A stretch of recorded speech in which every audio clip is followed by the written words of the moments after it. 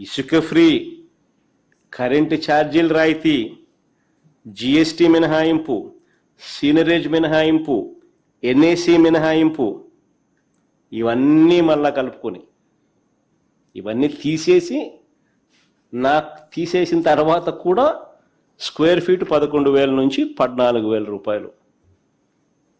మిగతా వాళ్ళంతా ఎన్ని కూడా వేసుకోవాలా. మిగతా హైదరాబాద్లో కానీ బెంగళూరులో కానీ చెన్నైలోని కట్టే 4,500 ఇవన్నీ కూడా ఉంటాయి.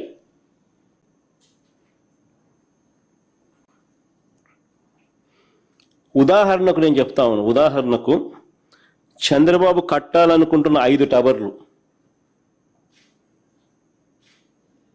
వాటి టెండర్ల పరిస్థితి ఒక్కసారి గమనించమని కోరుతా ఉన్నా.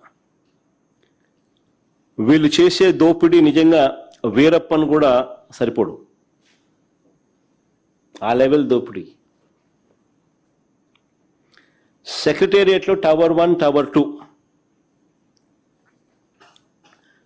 సెక్రటేరియట్లో టవర్ 1, టవర్ 2 చూడండి, కావాలంటే మీరే స్క్రీన్ మీద కూడా చెప్తాను. Hindu article dated 27th April 2025,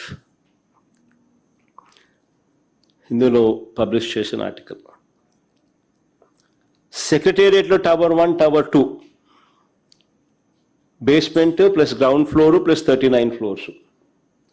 దీనికి 2018లో ఖరారైన కాంట్రాక్ట్ వాల్యూ అప్పట్లో 2018లో అప్పట్లో ఖరారైన కాంట్రాక్ట్ వాల్యూ 932 కోట్లు. ఇప్పుడు అదే పని విలువ ఎంతో తెలుసా? 1423 కోట్లకు పెంచేశారు. పైగా టెండర్లో ఆ పెంచిన రేటుకు, టెండర్లలో పెంచిన ఆ రేటుకు మళ్ళీ 4.5% ఎక్సెస్. కరెక్ట్గా చూసుకోండి, 4.5, 5% దాటదు. మళ్ళా కరెక్ట్గా 4.5% కరెక్ట్గా ఎక్సెస్. మళ్ళీ కాంట్రాక్టర్కు నజరానా రూపేణా జిఎస్టీ, సీనరేజు, ఎన్ఏసి ట్యాక్సుల మినహాయింపుల ద్వారా మరో 257 కోట్ల రూపాయలు లబ్ధి. అంటే మొత్తంగా వీటి విలువతో కూడా కలుపుకుంటే 1762 కోట్ల రూపాయలకు చేరింది. అంటే ఇదే టవర్ 1, టవర్ 2,